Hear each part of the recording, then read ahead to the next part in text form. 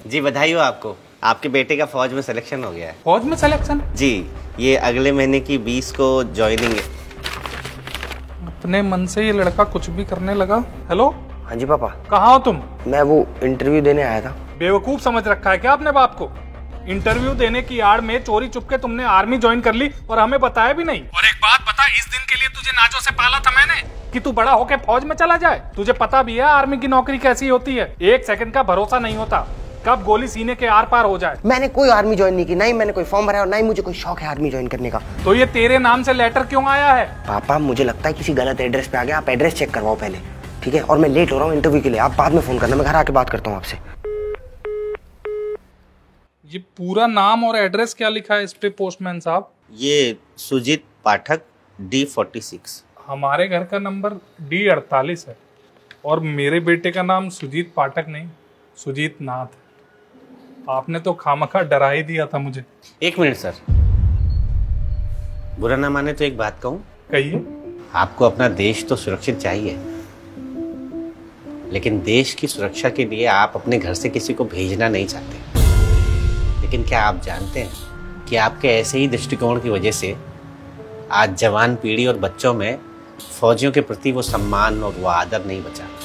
अभी आप अपने बेटे से जब बात कर रहे थे ना, तो उससे साफ पता लग रहा था कि आप ही नहीं, आपका बेटा भी फौज की नौकरी के पक्ष में नहीं है।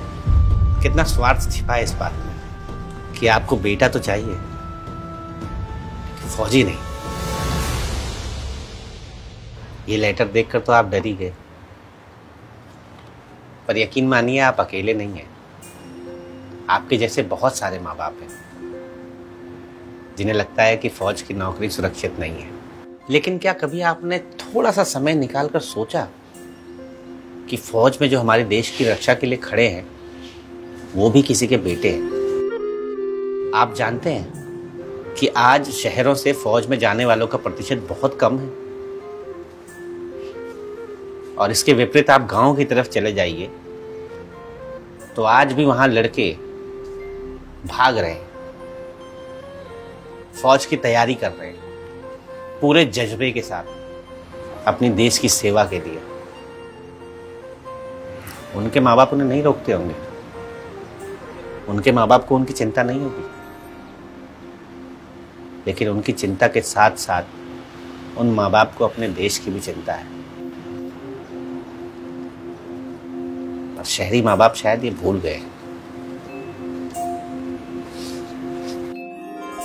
धन्य है ये बेटा जो फौज में जाकर देश की सेवा करना चाहता है। सुनिए, आपने इतना लंबा भाषण दे दिया, आप बताएंगे आपका बेटा क्या करता है? करता था, फौज में था, कारगिल में शहीद हो गया।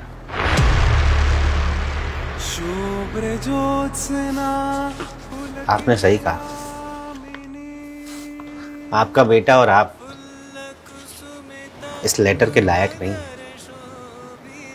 ये लेटर वो सम्मान है जो खुश नसीबों को ही मिलता है।